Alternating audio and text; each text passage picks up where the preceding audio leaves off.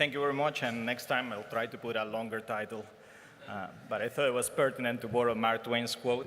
And also, I'd like to thank or mention Dr. Bennett and Dr. McConnell, which are the force behind most of the procedures. This was Dr. Bennett fellowship in the lab. Those are my acknowledgments or my disclosures, and I also like to thank the committee for inviting me. I suspect they wanted to lower the IQ of the room and to increase the accent level since we're in Spain. But we'll get to it. So first thing, the goal of the study, it was try to understand unloading and what we mean by energetic unloading. In order to focus on that, I think we'll take a step back and go explain or rephrase what were LVADs designed to do, particularly intraventricular LVADs. Their goal was to support the systemic circulation and cardiac output while taking blood from the left ventricle. That's what they were designed to do.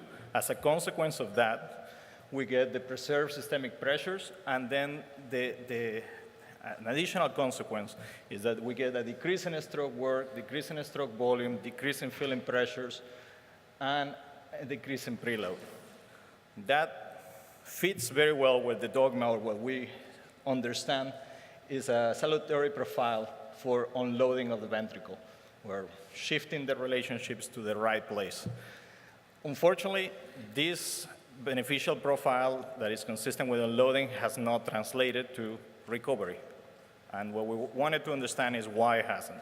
And we got to this point because we performed several trials in the lab, and we were not able to recover hearts with ischemic heart failure. So what does an LVAD look like? And one of the thoughts was to look at the determinants of oxygen consumption, particularly contractility and effects of load. So if we're in the setting of partial LVAD support, and he were talking at the point where the aortic valve is still opening, we have something like this, and I was lazy and I didn't draw the triangular loops, but we have a preservation of the mean arterial pressures, a shift in the relationship, and a decrease in the stroke volume. What that translates is to an increase in the perceived arterial elastance, and in a coupled ventricle, because one of the assumptions that we had made all throughout in the LVADs is that the heart does not respond to this new physiological state as presented with an LVAD.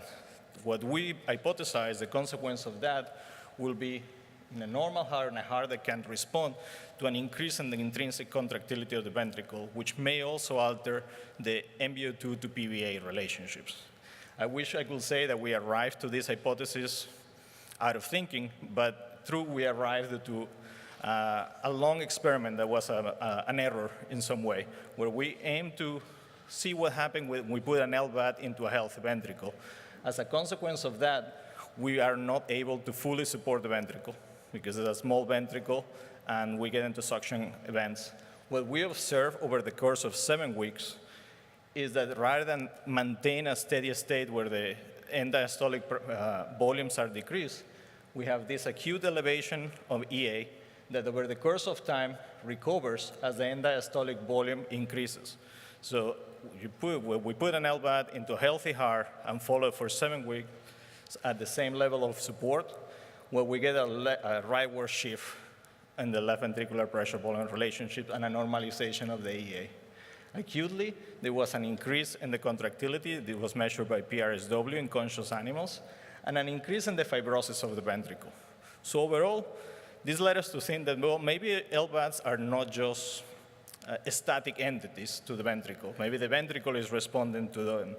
And we designed an experiment to try to understand what is the acute cardiovascular signal of the LVAD support and how it compares with true unloading. So we took sheep and instrumented acutely under anesthesia for myocardial oxygen consumption, mechanoenergetic indices via pressure volume loops. We used sonocrystals. We performed experiments under controlled heart rate conditions, so that eliminates that heart rate component, and we can look simply at the PVA. And we use a Rotaflow, an external continuous flow device. We have performed the same experiment, or a flavor of the same experiment with the Impella, but the crystals and the Impella don't like each other too much, so there is interference. So we decided to stay with the Rotaflow.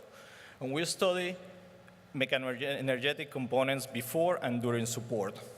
And we did that in two conditions: partial support with the aortic valve opening, and complete support, where we have the uncoupling between arterial and left ventricular pressures.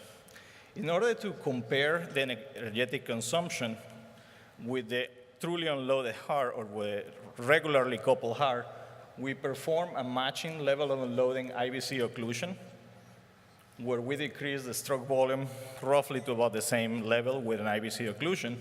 And then to match the preload or match the systemic pressure that we see there in the partial support, we administer phenylephrine to restore systemic pressures in order to try to create a condition that mimic the partial support. The results were very interesting, and I think are in line with the theory of dose dependency and maybe a breakout point where we get oxygen consumption and where we don't.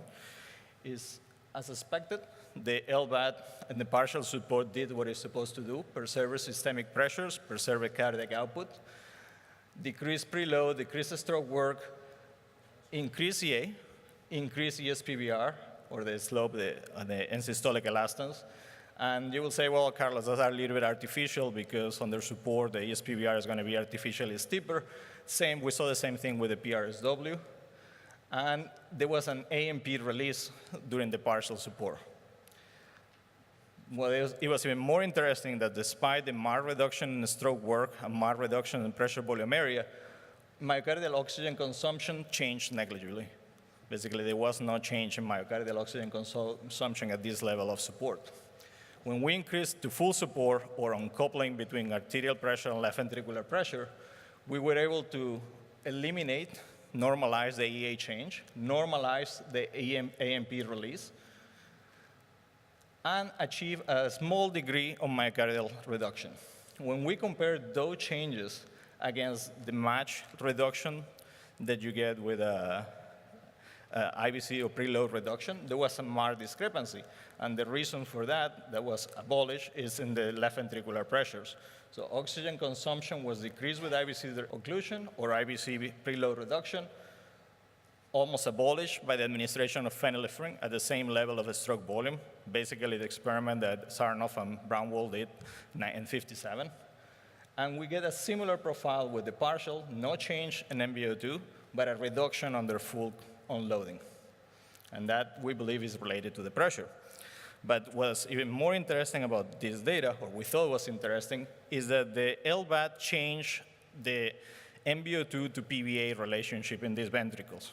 So the blue is the control condition, or the preload reductions of phenylephrine, while red is the LVAD support, both at the full and the partial. So under normal conditions, there is a nice relationship between pressure and MVO2.